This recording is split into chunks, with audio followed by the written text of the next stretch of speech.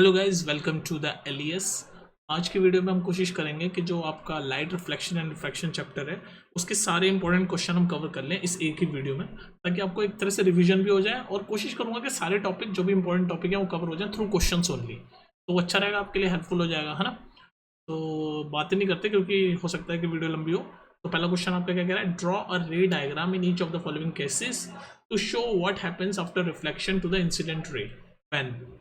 तो हमें बेसिकली रे डायग्राम बनाना है, तीन कंडीशन दे रखी है, तीन रे डायग्राम बनाने हैं। तो पहला वाला बनाते हैं हम। पहला कह रहा है कि कॉन्वेक्स मिरर लिखा हुआ है ना, it is parallel to principal axis, it is parallel to principal axis falling on convex mirror. मतलब कॉन्वेक्स मिरर में आपकी जो इंसिडेंट रे है वो प्रिंसिपल एक्सिस के पैरेलल है। रे है प्रिंसिपल एक्सिस के पैरेलल है। तो पूछ रहा है आफ्टर रिफ्लेक्शन, ये तो पूछा है ना, इसलिए आफ्टर रिफ्लेक्शन इंसिडेंट रे का क्या होगा। ठीक है, तो हम ये पहला वाला बनाते हैं। याद रखना है इसको कि प्रिंसिपल एक्सिस के पैरेलल है और कॉन्वेक्स मिरर है। तो बना लेते हैं भाई, प्रिंसिपल एक्सिस के पैरेलल और कॉन्वेक्स मिरर। ठीक है, ये convex mirror, convex mirror, convex mirror आपका ये रहा, जो होगा कॉन्वेक्स मिरर। ये आपकी प्रिंसिपल एक्सिस सीधी बनाने की कोशिश करता हूँ, ये बन गई सीधी। ये आपका कॉन्वेक्स मिरर, ये प्रिंसिपल एक्सिस। और उसने क्या बोला है, जो आपकी इंसिडेंट रे वो कैसी है, पैरेलल है प्रिंसिपल एक्सिस की। तो ऐसे ये पैरेलल जा रही है ना इंसिडेंट रे। तो रिफ्लेक्ट होके क्या होगा, रिफ्लेक्ट होके ये ऐसे चली जाएगी ऐसे। लेकिन आपकी जो इमेज है वो पीछे बनती है,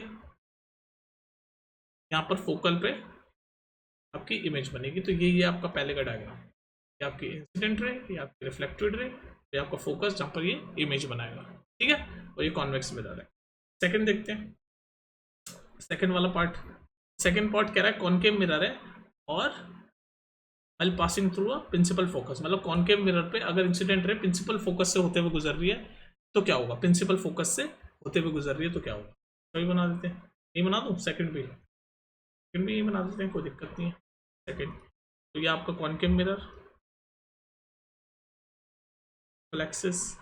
तो क्या कह रहा है उसने क्वेश्चन में, क्या बोला याद रखो, क्वेश्चन में क्या बोल रहा हूँ, क्वेश्चन में बोल रहा है कि वो हो ना प्रिंसिपल फोकस से पास होकर गुजर रहा है, प्रिंसिपल फोकस से क्या होगा। तो आपकी इंसिडेंट रे ये आपका मान लो ये फोकस है। तो इंसिडेंट रे आपकी कैसे गुजर रही है, ऐसे। प्रिंसिपल क्या बनाते हैं, ये प्रिंसिपल फोकस है और ये इंसिडेंट रे आपके मान लो ऐसे गुजर रही है इंसिडेंट रे। तो रिफ्लेक्ट होके वो ऐसे प्रिंसिपल एक्सिस के पैरेलल हो जाएगी। आपको याद रखना पड़ेगा कि जब फोकस, ये फोकस है ना आपका, फोकस से जब इंसिडेंट रे गुजरी तो रिफ्लेक्ट होके ये पैरेलल एक्सिस है, ये प्रिंसिपल एक्सिस है, उसके क्या हो गई, पैरेलल हो गई, प्रिंसिपल एक्सिस के पैरेलल हो गई। तो सेकंड का आंसर हो गया आपका रे डायग्राम का। ठीक है, थर्ड देख लो। थर्ड क्या कह रहा है, it is coming oblique to the principal axis. Oblique मतलब 90 डिग्री वाला एंगल नहीं बना रखी, मतलब ऐसे कुछ टेढ़ा मेढ़ा है तो एक्यूट या ऑब्ट्यूज एंगल बन रहा है, 90 डिग्री एंगल नहीं बनता तो उसको हम बोलते हैं ऑब्लिक। ठीक है, तो कह रहा है it is coming oblique to the principal axis and falling on the pole. Convex mirror के पोल पे आ रही है इंसिडेंट रे, कॉन्वेक्स मिरर के पोल पे आ रही है, तो फिर क्या होगा।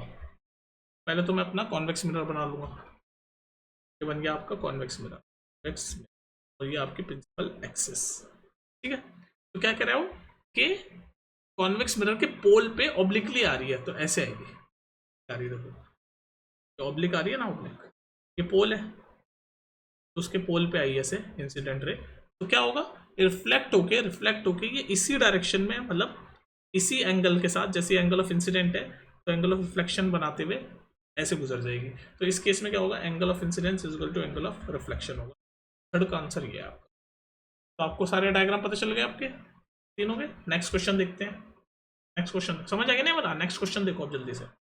सेकंड क्वेश्चन देखो, a girl is standing in front of a magic mirror, she finds the image of her head bigger, the middle portion of a body of the same size and that of legs are smaller. Explain the construction of the magic mirror using different type of mirror. तो basically ये एक girl है जो mirror के सामने खड़ी है, पता नहीं क्यों इतना मिरर के सामने खड़ी होती है लड़कियाँ। तो ये खड़ी है और इन्होंने देखा कि उसका हेड है, ये हेड है, ये मिडिल पार्ट है, ये लेग्स है। तो ये गर्ल के जो हेड है वो बिगर दिख रहा है, गर्ल का जो हेड है वो बिगर दिख रहा है, मिडिल पार्ट सेम दिख रहा है। ठीक है, और जो लोअर पार्ट है वो कैसे दिख रहा है? लोअर पार्ट यानी कि लेग जो है वो स्मॉलर दिख रहे हैं। तो इसका मतलब ये जो मैजिक मिरर बना है ना, ये जिस मिरर में देख रही है वो 3 टाइप ऑफ मिरर से बना हुआ है। ये जो ऊपर वाला पार्ट है जो हेड को जो बिगर दिखा रहा है वो कॉनकेव है। जो मिडिल वाला पार्ट सेम दिखा रहा है वो प्लेन मिरर है। और जो स्मॉल दिखा रहा है लेग्स को, लोअर वाला पार्ट, वो क्या है? कॉन्वेक्स है। तो ये इसका आंसर। कॉनकेव मिरर है। कॉनकेव मिरर जब आप पास खड़े होते हो तो बिगर इमेज बनाता है, मैग्नीफाइड इमेज बनाता है। कॉन्वेक्स मिरर स्मॉल इमेज बनाता है, तो इसलिए उसको लेग स्मॉल दिख रहे हैं। और प्लेन मिरर एकदम सेम की सेम साइज ऑफ इमेज। तो ये जो मिरर है, ये जो मैजिक मिरर है, ये 3 टाइप ऑफ मिरर से बना है। अपर पार्ट इसका कॉनकेव है, मिडिल पार्ट इसका प्लेन है, और लोअर पार्ट इसका कॉन्वेक्स है। ठीक है, नेक्स्ट देख लो। चलिए ये क्वेश्चन देखते हैं, ये क्या कह रहा है? Water has refractive index of 1.33 and alcohol has refractive index of 1.36। मतलब अल्कोहल का रिफ्रैक्टिव इंडेक्स वाटर से ज्यादा है। तो which of the two medium is optically denser, give reason for your answer. तो ये पूछ रहा है कि इनमें से कौन सा जो मीडियम है वो डेंसर है, ये पूछ रहा है पहले। तो आपको ये पता होना चाहिए कि जिसका रिफ्रैक्टिव इंडेक्स ज्यादा होता है वही डेंसर होता है। तो यहाँ पर इसने बोल रखा है कि वाटर का रिफ्रैक्टिव इंडेक्स ये है, अल्कोहल का। ठीक है, तो अल्कोहल यानी कि ज़्यादा, ये पूछा ना कौन सा डेंसर है, तो अल्कोहल जो है वो डेंसर है। तो मैं यहाँ पर अगर लिखूँ ये रिफ्रैक्टिव इंडेक्स, ये म्यू का साइन होता है, तो अल्कोहल का कितना है? 1.36। पेन टेढ़ा मेढ़ा चल रहा है, चला लो। ये वाटर का रिफ्रैक्टिव इंडेक्स कितना है? वाटर का रिफ्रैक्टिव इंडेक्स है 1.33। तो रिफ्रैक्टिव इंडेक्स किसका ज़्यादा है? अल्कोहल का ज़्यादा है। तो जिसका रिफ्रैक्टिव इंडेक्स ज़्यादा होगा वही डेंसर होगा। तो ये डेंसर है। ठीक है, ये आपका डेंसर है। यहाँ तक बात समझ में आ गई? अब ये सेकंड क्वेश्चन आपसे पूछ रहा है, सेकंड पार्ट क्वेश्चन का, कि हमें रे डायग्राम बना के दिखाना है कि अगर जो लाइट है वो वाटर से अल्कोहल जा रही है, तो वाटर क्या है? रेरर मीडियम, अल्कोहल क्या है? Denser medium.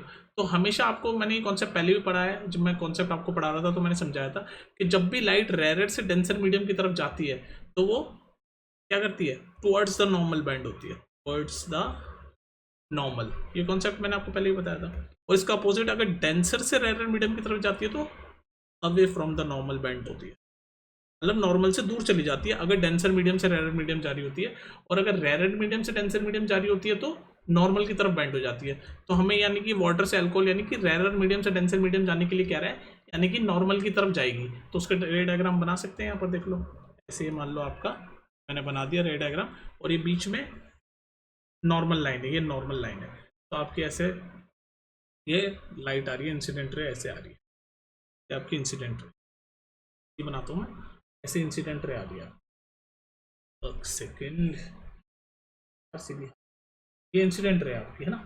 तो अगर कोई भी मूवमेंट नहीं होता, रिफ्रैक्शन नहीं होता, रिफ्रैक्शन नहीं होता, तो ये ऐसे सीधी चली जाती, ऐसे सीधी चली जाती।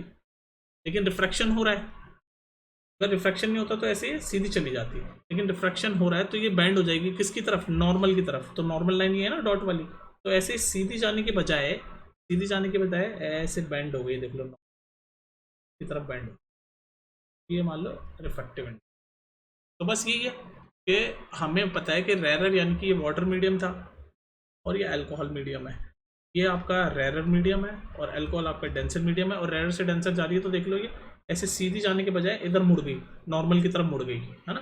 ऐसे सीधी नहीं गई, नॉर्मल की तरफ मुड़ गई। ये समझाना चाह रहा हूँ मैं आपको, ठीक है। तो ये डायग्राम ये रहा। अब थर्ड पूछ रहा है आपसे कि रिलेशनशिप बताओ एंगल ऑफ इंसिडेंस और एंगल ऑफ रिफ्रैक्शन के बीच में। तो यार ये तो आपको पता है, स्नेल्स लॉ अगर आपने पढ़ा है तो क्या होता है, साइन आई यानी sine of angle of incidence sine of angle of refraction बराबर होता है रिफ्रैक्टिव इंडेक्स ऑफ, जो भी आपका रिफ्रैक्टिव इंडेक्स किसका, refractive index of denser medium upon refractive index of rarer medium. ऐसे बोल लो, या फिर इस केस में तो ऐसे बोल लो, नहीं तो आप ऐसे बोल लो इंसिडेंट रे,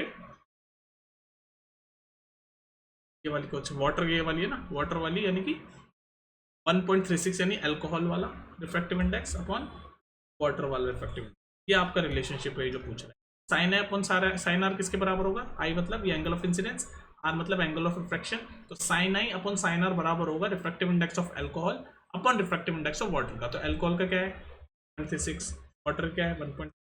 तो यही बस रिलेशनशिप है, ये पूछ रहा था रिलेशनशिप। तब जो मेन कॉन्सेप्ट इस क्वेश्चन से मैं आपको समझाना चाह रहा हूँ वो ये है, देखो कि जब भी लाइट ट्रैवल करती है रेयर मीडियम से डेंसर मीडियम की तरफ, तो आपको हमेशा याद रखना है कि जो लाइट बैंड होगी वो कैसे बैंड होगी, टुवर्ड्स द नॉर्मल। याद रखोगे बात, टुवर्ड्स द नॉर्मल, ये जरूर याद रखना है। इस पर क्वेश्चन तो गारंटी आना ही है, कोई भी नहीं रोक सकता, आने के आना ही है इस कॉन्सेप्ट पे। तो रेयर से डेंसर मीडियम में लाइट ट्रैवल होगी तो नॉर्मल की तरफ बैंड हो जाएगी, और इसका उल्टा अगर डेंसर मीडियम से रेयर मीडियम की तरफ जाएगी तो अवे, नॉर्मल से अवे चली जाएगी, दूर चली जाएगी, अवे फ्रॉम द। ठीक है, तो ये आप अपने दिमाग में बिठा लो, इस पे क्वेश्चन आपको दिख जाएगा बोर्ड में 110%। ठीक है, नेक्स्ट देखते हैं। चलेगा, ये वाला क्वेश्चन देखो, an object is placed at a distance of 60 centimetre from a concave lens of a focal length 30 centimetre. तो यहाँ पर सबसे पहले तो आपको चीज़ें क्लियर होनी चाहिए। पहला आप ये बता रहा है कि कॉन्केव लेंस है, आपको ये पता होना चाहिए कॉन्केव लेंस की, और ऑब्जेक्ट डिस्टेंस बता रखा है 60 सेंटीमीटर, और फोकल लेंथ बता रखी है 30 सेंटीमीटर। कॉन्केव लेंस अगर आपको पता है तो हम पहला पार्ट क्वेश्चन का कर रहे हैं कि यूज लेंस फॉर्मूला, हमें लेंस फॉर्मूला यूज करना है और हमें इमेज डिस्टेंस फाइंड करना है। लिखा ना, find the distance of the image from the lens, ये लिखा ना, distance of the image from the lens. तो बेसिकली इमेज डिस्टेंस यानी कि वी फाइंड करना है, जो लेंस फॉर्मूले में वी होता है ना, वो इमेज डिस्टेंस होता है, तो वो हमें फाइंड करना है। तो आपको लेंस फॉर्मूला पता है क्या होता है? नहीं पता तो यहाँ पर देख लो, रिवाइज कर लो, रिविजन ही हो रहा है हमारे। तो लेंस फॉर्मूला आपका होता है 1/v minus 1/u is equal to 1/f, जिसमें u क्या है? Object distance. ये क्या होता है? u ऑब्जेक्ट डिस्टेंस, जो कि यहाँ दे रखा है। ये क्या है? f फोकल लेंथ, जो कि यहाँ दे रखा है। बस हमें v निकालना है, तो इस फॉर्मूले में डाल के हम v निकाल लेंगे और वो आपका आंसर आ जाएगा। लेकिन अब आपको यहाँ पर साइन कन्वेंशन पता होनी चाहिए। देखो, अगर आपको साइन कन्वेंशन नहीं पता, साइन कन्वेंशन मतलब क्या, कौन से साइन लेना है, प्लस लेना है, माइनस लेना है, अगर आपको ये नहीं पता तो मैं रिकमेंड करूंगा प्लेलिस्ट में जाके ना, मैंने साइन कन्वेंशन पे एक वीडियो बना रखी है, वो आप देखो, उससे आपके सारे डाउट्स क्लियर हो जाएंगे।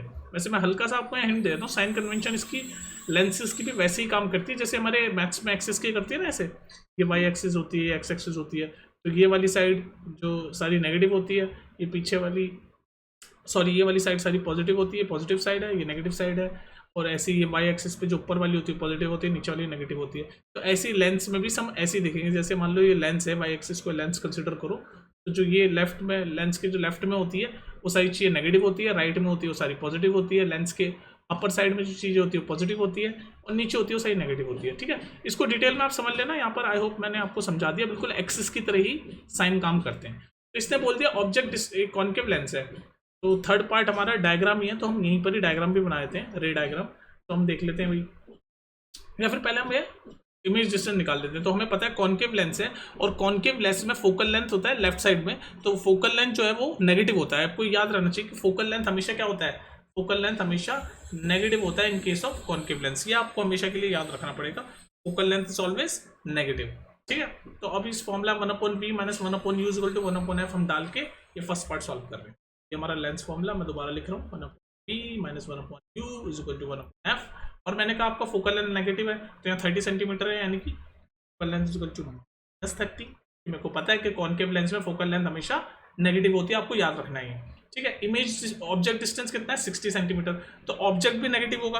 अब आप कहोगे क्यों नेगेटिव होगा? भाई लेंस ऐसे होगा ना, लेंस ये कॉन्केव लेंस ऐसे होगा, तो ऑब्जेक्ट यहीं कहीं होगा। तो ये वाला साइड मैंने आपको बताया एक्स एक्सिस, अगर इसको वाई एक्सिस में मानूं सारी चीजें नेगेटिव होगी। ठीक है, समझ आ गई ना बात? तो ऑब्जेक्ट डिस्टेंस भी आपका नेगेटिव है, तो f -30 और u -60 हो जाएगा, हो गया -60। बस अब ये दोनों चीजें इस फॉर्मूले में डालो, लेंस फॉर्मूले में, और सॉल्व करो। 1/v निकालना है, यानी इमेज डिस्टेंस, तो 1/v, u उधर जाके प्लस हो जाएगा, तो 1/u प्लस 1/f। u कितना है? -60, f कितना है? 30। सॉल्व करो इसको जल्दी से, सॉल्व करना आता है ना आपको? एलसीएम ले लो, मैं यहाँ सॉल्व कर रहा हूँ, एलसीएम लिया 60 आ गया, माइनस का साइन दोनों में ही है, तो ये -1 और -2, ये -3/60। इसको आप सॉल्व करोगे तो -1/20, तो 1/, यहाँ पर मैं लिख रहा हूँ ये -1/20 आ गया, यहाँ लिख रहा हूँ जगह कम है थोड़ी सी, तो 1/v इक्वल्स टू -1/20। तो यहाँ से v यानी कि इमेज डिस्टेंस कितना हो गया? -20, और सब कुछ सेंटीमीटर में, तो v मिल गया हमें। तो ये जो फर्स्ट पार्ट था क्वेश्चन का, इमेज डिस्टेंस से पूछ रहा है, तो हमें मिल गया -20 सेंटीमीटर। और ये माइनस साइन क्या बता रहा है? माइनस साइन बता रहा है कि इमेज भी वहीं बनेगी जहां पर ऑब्जेक्ट है, क्योंकि ऑब्जेक्ट भी नेगेटिव कन्वेंशन में, मतलब लेफ्ट साइड में जो लेंस होगा उसके लेफ्ट साइड में ही आपका ऑब्जेक्ट है, और इमेज भी माइनस साइन दिखा रही है कि लेफ्ट साइड में, क्योंकि हमें पता है कि लेंस के लेफ्ट साइड में सारी चीजें नेगेटिव होती है according to the sign convention. ठीक है, तो ये फर्स्ट पार्ट सॉल्व हो गया। सेकंड पार्ट ये कह रहा है कि भाई जो हमारी इमेज बनी उसका कैरेक्टरिस्टिक बताओ कि नेचर क्या होगा, पोजीशन क्या होगी, साइज क्या होगा, ये सब बताओ। तो ये बताने से पहले हम रे डायग्राम बना लेते हैं, रे डायग्राम के थ्रू फिर हम इसका इमेज की सारी चीजें बता देते हैं। तो अब हम रे डायग्राम बनाते हैं, ठीक है, रे डायग्राम बनाओ। तो ये आपका, ये मैंने बना दिया आपका एक कॉनकेव लेंस, ये बन गया पेपर में सॉल्व हो रहा है, ये बन गया कॉनकेव लेंस, ठीक है। ये बन गई प्रिंसिपल एक्सिस, टैब पे पेन चलाना इतना इजी नहीं होता। ये हो गया आपका प्रिंसिपल एक्सिस। अब आपको क्या है, यहाँ पर आपका F1 होता है या F2 होता है, ठीक है। और आपका कहीं ऑब्जेक्ट यहाँ रहा होगा, ऑब्जेक्ट को मैं येलो कलर से दिखा रहा हूँ, ये ऑब्जेक्ट आपको मैं नाम देता हूँ, मान लो ए, ऑब्जेक्ट रहा होगा आपका ए बी, मैं इसका नाम देता हूँ। तो आई होप आपको ये लेंस सेंटर है, ऑप्टिकल सेंटर है, ठीक है। तो ये जो इमेज, ये जो ऑब्जेक्ट डिस्टेंस है यहाँ से ऐसे गई पैरेलल टू प्रिंसिपल एक्सिस, तो उसके बाद कैसे जाएगी, ये रिफ्लेक्ट होकर लेंस से ऐसे चली जाएगी, ऐसे ऐसे, ठीक है। लेकिन ये दिखाएगी ऐसे पीछे की तरफ फोकस से जाते हुए, ये आपको पता होना चाहिए सारी चीजें, ये ऐसे दिखाएगी पीछे वर्चुअली। अब ये तो हो गई, और दूसरी इमेज ऐसे मान लो ऑप्टिकल सेंटर से मैं निकाल रहा हूँ तो फोकस से गुजरेगी, लेकिन थोड़ा सा टेढ़ा हो रहा है मेरा,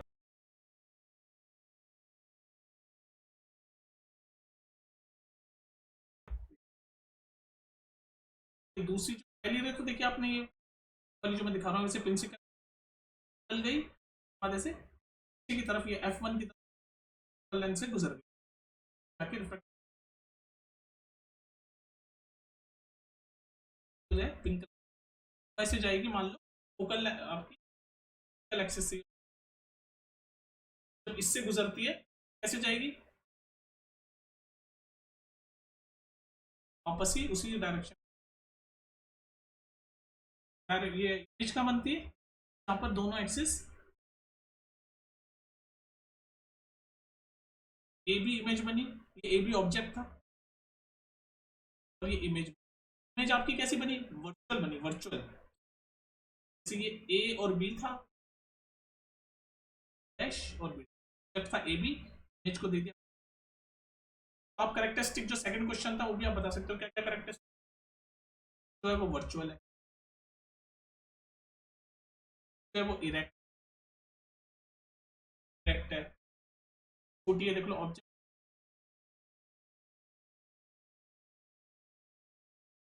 क्या कैरेक्टरिस्टिक है कि भाई इमेज जो है वो ना फोकल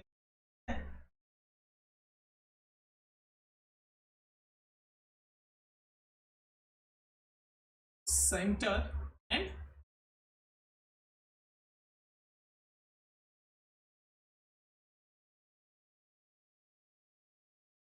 क्या, तो अगर ये मैं डिटेल में समझाने की कोशिश करूँ आपको, और यहाँ पर मैंने देखो नेक्स्ट देखो, चलिए गाइस ये क्वेश्चन देखो, the magnification produce by spherical mirror is -3। तो मैग्निफिकेशन बता रखा है, एक स्फेरिकल मिरर ने जो मैग्निफिकेशन प्रोड्यूस की वो है -3। कह रहा है 4 इन्फॉर्मेशन बताओ इस स्टेटमेंट से। तो हमने बस इतना बताया कि जो मैग्निफिकेशन है वो -3, मतलब मैग्निफिकेशन आपकी क्या है, नेगेटिव है, इतना हमें इन्फॉर्मेशन दे रखा है। अब इससे हम क्या क्या इन्फॉर्मेशन निकाल सकते हैं, तो आपको एक सबसे इंपॉर्टेंट इन्फॉर्मेशन जो आपको पता रहनी चाहिए कि मैग्निफिकेशन जब भी नेगेटिव होता है तो इमेज कैसी होती है, इमेज होती है रियल इमेज बनती है, साथ में इन्वर्टेड इमेज बनती है। तो ये दो चीजें तो आपको पता ही होनी चाहिए। जैसे ही मैग्निफिकेशन नेगेटिव देखो आप समझ जाया करो, रियल इमेज बनेगी और इन्वर्टेड इमेज बनेगी। यहां तक बात समझ में आ गई। अब ये कह रहा है कि भाई नेगेटिव मैग्निफिकेशन है, तो इससे एक चीज और क्लियर होती है कि टाइप ऑफ, कौन सा टाइप ऑफ मिरर है, जो मिरर है स्फेरिकल मिरर ये है कॉनकेव। कॉनकेव मिरर की जो मैग्निफिकेशन होती है वो हमेशा, तो ये आपका मिरर कौन सा है, कॉनकेव मिरर। तो देख लो हमने पहली कंडीशन, दूसरी कंडीशन, तीसरी कंडीशन हमने निकाल दी, क्या था 4 इन्फॉर्मेशन निकालो। पहली इन्फॉर्मेशन निकाल दी, इमेज रियल होगी, इन्वर्टेड होगी, मिरर आपका कॉनकेव मिरर होगा, ये भी बता दिया। अब जो एक और इन्फॉर्मेशन जो मैं आपको बताऊं कि जो इमेज होगी वो मैग्नीफाइड होगी, ये चौथी इन्फॉर्मेशन। मैग्नीफाइड मतलब बड़ी इमेज बनेगी, जितना ऑब्जेक्ट होगा ना उससे इमेज बड़ी बनेगी। मान लो ये ऑब्जेक्ट है, ऑब्जेक्ट के डिस्टेंस है ये, मतलब ऑब्जेक्ट की हाइट है ये, ऑब्जेक्ट हाइट जिसको HO से डिनोट करते हैं, हाइट ऑफ एन ऑब्जेक्ट, और ये HI height of an image. तो इमेज की हाइट ज्यादा होगी यानी कि मैग्नीफाइड। तो ये चौथी इन्फॉर्मेशन, ठीक है। समझ आ गया? अच्छा एक चीज करना भूल गया तुम्हें, ये तुम्हें समझ आया ना मैग्नीफाइड क्यों है इमेज?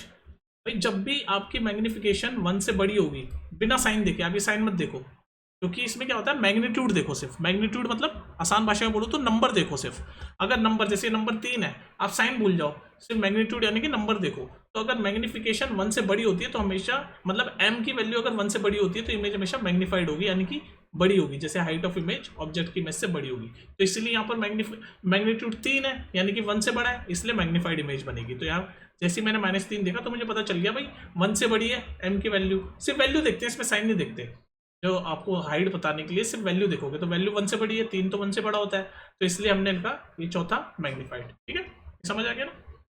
अब हम नेक्स्ट क्वेश्चन देखेंगे। नेक्स्ट क्वेश्चन, ये वाला क्वेश्चन देखो।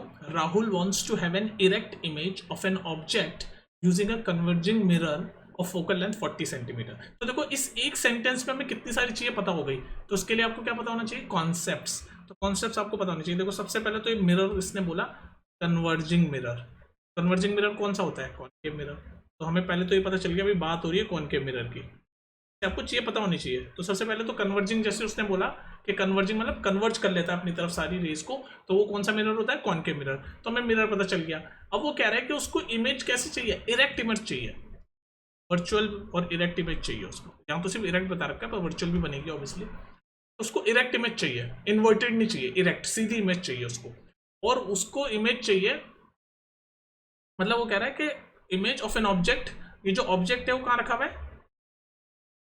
ऑब्जेक्ट वो कहाँ रखे ये पूछ रहा है। Rahul want to have an erect image of an object. कोई एक ऑब्जेक्ट है, उसकी उसको इरेक्ट इमेज चाहिए, और वो फोकल लेंथ उसका है 40 सेंटीमीटर। मतलब ये जो हमारा कॉनकेव मिरर है इसका फोकल लेंथ कितना है? ये जो मिरर है, मिरर और फोकल लेंथ 40 सेंटीमीटर लिखा हुआ है ना। तो इसने क्या क्या बता दिया हमें सेंटेंस में कि राहुल को वर्चुअल और इरेक्ट इमेज चाहिए, और साथ में हम यूज कौन सा मिरर कर रहे हैं? कॉनकेव मिरर यूज कर रहे हैं, और उस कॉनकेव मिरर का फोकल लेंथ कितना है? 40 सेंटीमीटर फोकल लेंथ है। यहाँ तक हमें समझ आ गई बात। तो अब इसको इरेक्ट इमेज चाहिए। तो पहला पार्ट क्या कह रहा है कि भाई, ये पहला पार्ट क्वेश्चन का कह रहा है कि specify the range of distance where the object can be place in front of the mirror. तो कह रहा है कि अगर उसको इरेक्ट इमेज चाहिए तो वो ऑब्जेक्ट कहाँ रखे, मतलब किस डिस्टेंस पे ऑब्जेक्ट को वो रखे मिरर के सामने, इन फ्रंट ऑफ मिरर। तो पहला क्वेश्चन तो यही है। तो ये आपका कॉन्सेप्ट ही हो गया कि कॉनकेव मिरर में अगर आपको इमेज चाहिए वर्चुअल और इरेक्ट, तो आपको कहाँ रखना पड़ेगा ऑब्जेक्ट? आपको ऑब्जेक्ट फोकल लेंथ और पोल जो आपका सेंटर है उसके बीच में रखना पड़ेगा। कहाँ रखना पड़ेगा? ऑब्जेक्ट को आपको फोकल लेंथ और पोल उसके बीच में रखना पड़ेगा। तो फोकल लेंथ हमारी 40 है, तो आपको यानी कि 0 से 40 सेंटीमीटर के बीच में आपको अपना ऑब्जेक्ट रखना पड़ेगा। तो ये पहला पार्ट तो हमने सॉल्व कर दिया।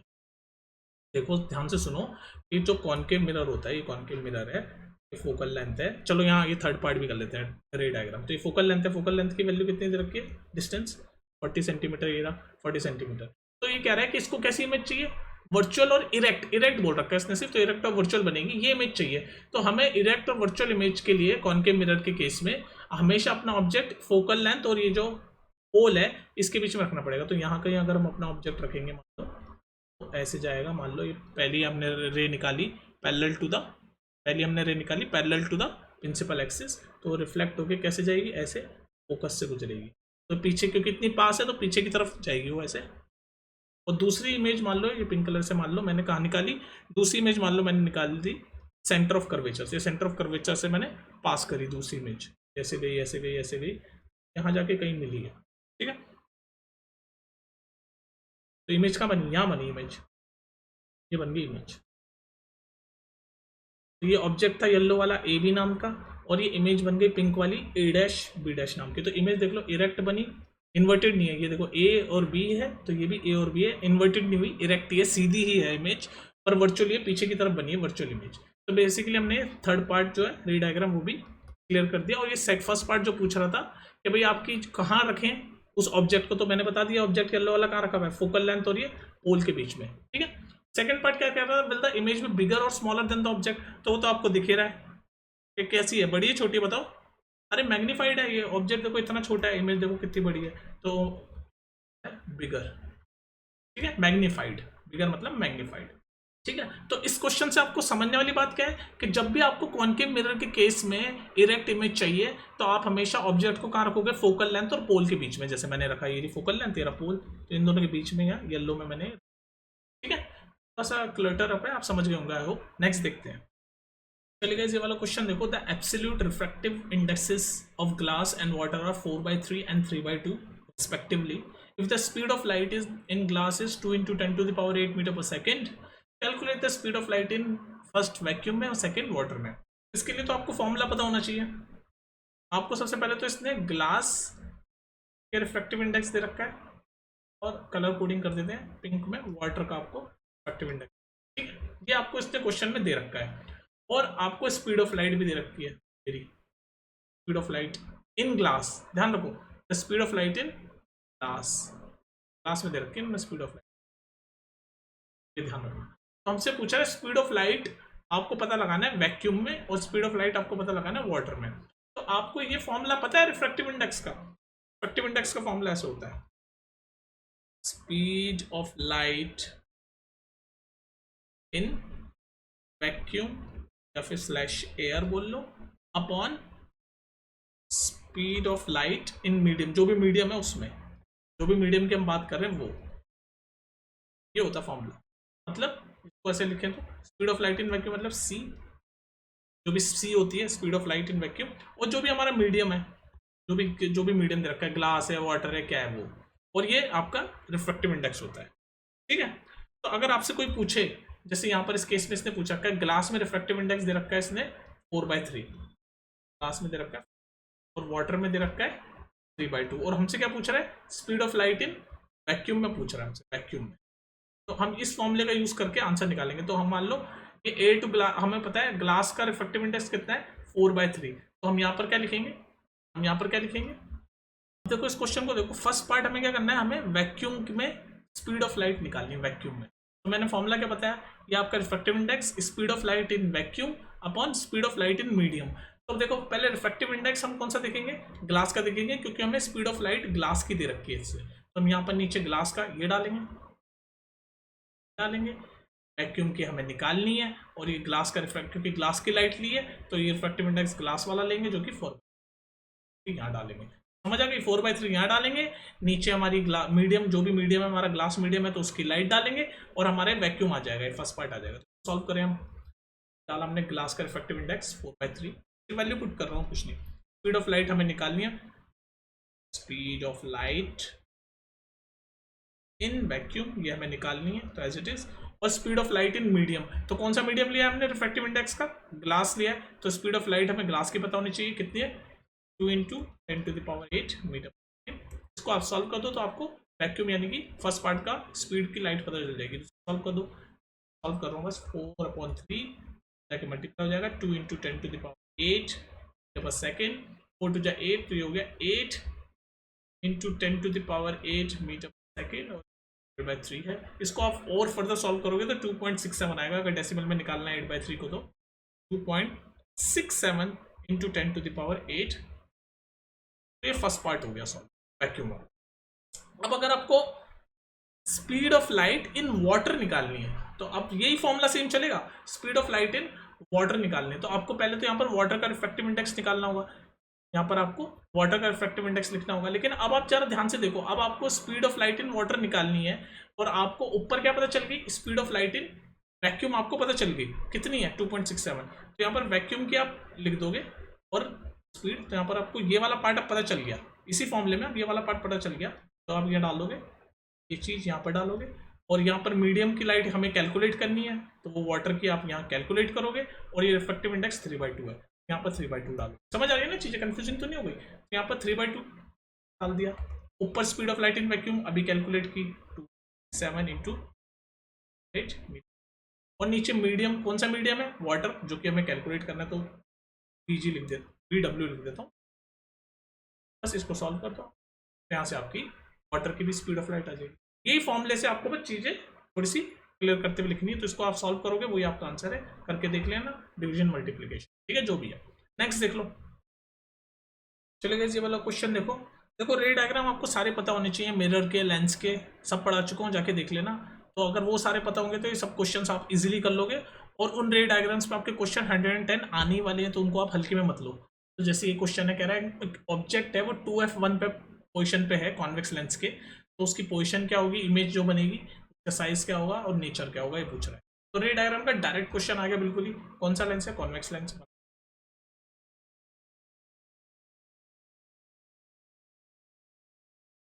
F1 आपका, F1 F2 ये है आपका 2F1, ये आपका 2 ऐसे ही होता है ना आपका। और ये आपका ऑप्टिकल, आपका पूरा मैंने सारी चीज बना दी। अब आपका क्या ऑब्जेक्ट कहाँ पर रखा हुआ है? 2F1 पे। तो ये रहा आपका नाम दे दो इस ऑब्जेक्ट का AB। तो ऑब्जेक्ट 2F1 पे रखा हुआ है। तो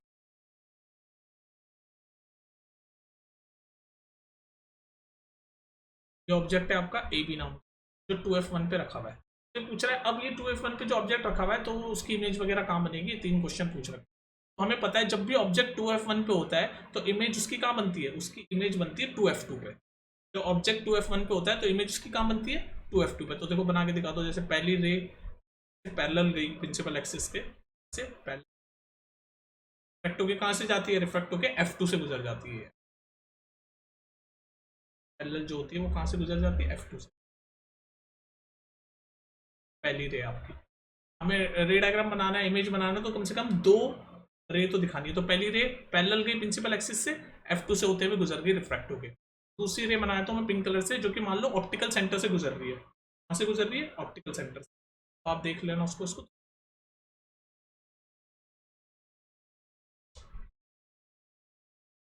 तो दूसरी रे आपकी ऑप्टिकल सेंटर से गुजर रही है मान लो।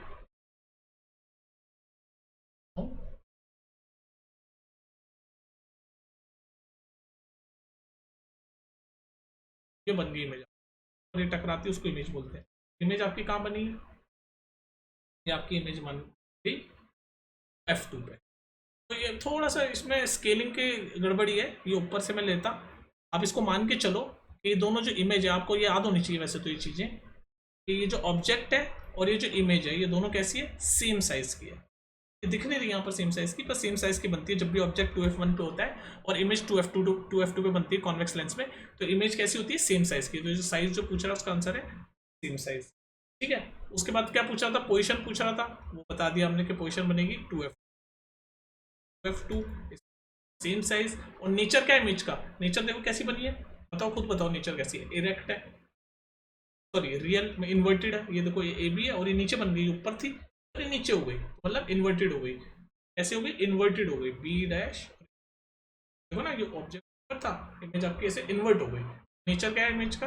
इन्वर्टेड, पर रियल है। और साइज तो सेम है, मैंने बताई। ठीक है। तो ये सारी चीज़ें आपको पता होनी चाहिए लेंस वगैरह की, तो देख लेना। उसमें से एक ये काफ़ी इंपॉर्टेंट क्वेश्चन है, ये वाला काफ़ी रिपीट भी हुआ है। नेक्स्ट देखते हैं हम। चलिए इस क्वेश्चन को देखो, दिखने में बड़ा सा है पर बिल्कुल बेसिक आपके कॉन्सेप्ट पे है। कह रहा है कि Raju went to a palmist to show his palm, the palmist used a spherical lens for this purpose. तो भाई राजू है जो वो हाथ दिखाने गया, अपने हाथ पढ़ने के लिए जाते हैं ना हम लोग, तो पामिस्ट के पास गया हाथ पढ़ने के लिए, हाथ दिखाने के लिए। तो उसने कोई स्फेरिकल लेंस यूज़ किया पामिस्ट ने। तो वो पहले तो क्वेश्चन यही पूछेगा कि भाई किस टाइप का लेंस हम यूज़ करेगा वो पामिस्ट। तो आपको इतना आइडिया रखना चाहिए कि वो कॉन्वेक्स लेंस यूज़ करेगा, क्योंकि कॉन्वेक्स लेंस जो है वो मैग्नीफाइड इमेज बनाता है, बड़ी दिखाएगा। तो आपको यहाँ से गैस कर लेना चाहिए पामिस्ट के आइडिया से कि वो कॉन्वेक्स लेंस यूज करेगा। एनीवेज, तो पहला क्वेश्चन है state the nature of the lens and reason for its use. तो मैंने बता दिया, देखो कॉन्वेक्स लेंस है, इसका नेचर मतलब कॉन्वेक्स लेंस यूज करेगा। उसका रीजन यही है कि जो इमेज है वो मैग्नीफाइड इमेज बनेगी, ये इसका रीजन है। ठीक है, मैग्नीफाइड इमेज बनती है कॉन्वेक्स लेंस में, तो ये इसका रीजन है। सेकंड पार्ट आ जाओ क्वेश्चन का, where should the palmist place slash hold the lens so as to have a real and magnified image of an object. तो भाई ऑब्जेक्ट को, यानी कि ऑब्जेक्ट क्या है यहाँ पर हमारा? पाम है, तो पाम की इमेज बनेगी। तो वो कहाँ रखनी चाहिए? तो हमें इतना पता है कि अगर फोकल लेंथ और ऑप्टिकल सेंटर इसके बीच में अगर आप अपना ऑब्जेक्ट रखोगे तो इमेज आपकी मैग्नीफाइड बनती है। तो इसका आंसर भी हो गया कि भाई फोकल लेंथ और ऑप्टिकल सेंटर के बीच में आपका हाथ होना चाहिए। वो पूछा ना कि where should the palmist place और होल्ड द लेंस, तो लेंस वो इस तरह से रखना चाहिए कि जो हाथ है, पाम है, वो फोकल लेंथ और लेंस के ऑप्टिकल सेंटर के बीच में होनी चाहिए। ठीक है, तो palmist will hold the lens where palm is in the between the focus and pole of a lens. तो ये फोकस और pole of a lens, focus और पोल, पी, फोकस और पी के बीच में आपका लेंस होल्ड करना चाहिए। तो ये बी हो गया जी। नेक्स्ट पार्ट देखो, देखो है ना छोटा छोटा बेसिक बेसिक क्वेश्चन, बस कहानी से बना रखी है, पामिस्ट और ये सब। देखो नेक्स्ट पार्ट देखो, अभी जो लास्ट पार्ट क्वेश्चन का क्या कह रहा है कि अगर फोकल लेंथ इस लेंस का 10 सेंटीमीटर है, मतलब फोकल लेंथ इसने बता दिया लेंस का 10 सेंटीमीटर है, और हमें पता है कॉन्वेक्स लेंस का फोकल लेंथ क्या होता है, साइन कन्वेंशन पॉजिटिव ही होता है, तो एफ की वैल्यू तो +10 ही रहेगी। और उसके बाद कह रहा है डिस्टेंस जो हेल्ड कर रखा है, lens is distance 5 centimetre from the palm, तो यहाँ पर ऑब्जेक्ट पाम है तो ऑब्जेक्ट डिस्टेंस कितना है 5 सेंटीमीटर। तो बेसिकली हमें क्या दे रखा है, फोकल लेंथ यानी एफ की वैल्यू दे रखी है, ऑब्जेक्ट ये पाम 5 सेंटीमीटर दूर पे लेंस है, यानी कि ऑब्जेक्ट का डिस्टेंस यानी कि यू भी हमें दे रखा है, और हमें पूछ रहा है कि ये लेंस फॉर्मूला यूज करो और इमेज बताओ। तो हम सबसे पहले इमेज डिस्टेंस कैलकुलेट करेंगे लेंस फॉर्मूले से। तो लेंस फॉर्मूला क्या होता है, 1/v - 1/u = 1/f, ये हमारा लेंस फॉर्मूला है। तो v क्या है, हमें निकालना है इमेज डिस्टेंस, तो उसको मैंने एज इट इज लिख दिया 1/v। u क्या है, ऑब्जेक्ट डिस्टेंस 5 सेंटीमीटर है। अब आपको पता होना चाहिए कि ऑब्जेक्ट आपका जैसे लेंस है तो ऑब्जेक्ट यहाँ कहीं होगा, तो मैंने बताया था साइन कन्वेंशन से जो लेफ्ट में चीजें होती है वो सारी नेगेटिव होती है, तो ऑब्जेक्ट डिस्टेंस आपका नेगेटिव होगा, यानी u की वैल्यू है -5 सेंटीमीटर। तो 1/v हमें निकालना है, तो फॉर्मूला ये उधर जाके प्लस में हो जाएगा 1/f + 1/u। ठीक है, ये मैं आगे सॉल्व कर रहा हूँ। v = फोकल लेंथ 1/10, पॉजिटिव ही होता है कॉन्वेक्स लेंस का फोकल लेंथ, आपको पता होना चाहिए, तो पॉजिटिव लिख दिया मैंने 1/10, प्लस u नेगेटिव होगा, मैंने बताया लेफ्ट साइड में ऑब्जेक्ट आपका लेंस ये लेंस के सामने ही होगा, तो ऑब्जेक्ट आपका नेगेटिव होगा, लेफ्ट साइड में सारी चीज नेगेटिव होती है according to the sign convention, तो u की वैल्यू -5 होगी, और यहाँ प्लस है तो कोई नहीं, -1/5। इसको सॉल्व करेंगे, मैं एलसीएम लूंगा 10, 1 - 2 यानी कि -1/10, 1/v की वैल्यू आई -1/10, तो v की वैल्यू हो गई -10 सेंटीमीटर। तो इमेज डिस्टेंस आपका हमारा कितना आ गया, -10 सेंटीमीटर। तो इमेज हमारा -10 सेंटीमीटर बनी, यानी कि इमेज भी हमारे लेंस के साइड में ही बनेगी। जो इमेज हमारी जो बनेगी वो लेंस जहाँ होगा, जैसे हमारा ये कॉन्वेक्स लेंस है ना, यहाँ ये ऑब्जेक्ट होगा, इस साइड पे ये जो मैं डार्क कर रहा हूँ इसी साइड पे ऑब्जेक्ट होगा, और इसी साइड पे आपकी इमेज भी बनेगी। ऑब्जेक्ट और इमेज आपकी लेफ्ट में, तभी तो ये नेगेटिव साइन यही दिखा रहा है, क्योंकि हमें पता है साइन कन्वेंशन में सारी चीजें लेफ्ट में नेगेटिव होती है। ठीक है, तो ये इमेज डिस्टेंस मिल गया हमें। तो बस ये पूछ रहे हैं, हमने इमेज डिस्टेंस तो बता दिया, अब ये पूछ रहा है find the position and size of a image. तो साइज इमेज का साइज निकालने के लिए हमें एक और कॉन्सेप्ट पता होना चाहिए, मैग्निफिकेशन का। तो मैग्निफिकेशन का क्या फॉर्मूला होता है, मैग्निफिकेशन के बेसिकली 2 फॉर्मूले होते हैं। एक फॉर्मूला होता है image distance upon object distance, ये पहला फॉर्मूला मैग्निफिकेशन का, और दूसरा फॉर्मूला मैग्निफिकेशन का होता है माइनस का sign height of an image upon height of an object. तो यहाँ पर हाइट ऑफ एन इमेज और ऑब्जेक्ट तो दे नहीं रखी, लेकिन इमेज डिस्टेंस और ऑब्जेक्ट डिस्टेंस जरूर दे रखा है। तो ये वाला फॉर्मूला हम यूज कर लेंगे मैग्निफिकेशन का, फिर हम बता देंगे साइज क्या है। मैग्निफिकेशन इंग्लिश का वर्ड है, इसका मतलब कितनी मैग्नीफाई हुई है, मैग्नीफाई कितनी बड़ी है इमेज, तो बताता है। तो बस हम यहाँ से देख लेंगे। तो इमेज डिस्टेंस अभी हमने निकाला -10, वैल्यू पुट करो मैं सीधे v/u में, और u ऑब्जेक्ट डिस्टेंस क्वेश्चन में दे रखा है 5, और हमें पता है नेगेटिव होता है क्योंकि ऑब्जेक्ट लेफ्ट साइड में माइनस से माइनस गया 2, तो मैग्निफिकेशन आई हमारी 2, और हमें पता है जब भी मैग्निफिकेशन 1 से बड़ी होती है यानी कि इमेज कैसी होती है, लार्ज बनती है, लार्ज, तो मैग्नीफाइड इमेज बनेगी, मैग्नीफाइड इमेज। और लेफ्ट साइड में आपका जहाँ पर लेंस है वहीं आपकी इमेज बनी है, तो यानी वर्चुअल बनेगी इमेज, डायरेक्ट बनेगी इमेज, और ये m की वैल्यू 1 से बड़ी यानी मैग्नीफाइड बनेगी। तो ये सारी चीजें कनेक्टेड होती है। अगर ये आपको कंफ्यूजिंग लग रहा है ना, तो पहले आप कॉन्सेप्ट पढ़ना है, यहाँ पर हम फटाफट क्वेश्चन सॉल्व कर रहे हैं। ठीक है, तो ये कुछ इंपॉर्टेंट क्वेश्चंस थे आपके इस चैप्टर के, और भी बहुत सारे हैं, मैंने करवा भी रखे हैं पहले भी, और भी कराता रहूंगा मैं, पर अभी ये देखो आप, इनमें से आपको कहीं ना कहीं एग्जाम्स में क्वेश्चन टकरा जाएंगे इन कॉन्सेप्ट। ठीक है, चलो गाइस, पे मिलते हैं नेक्स्ट वीडियो में, टेक केयर।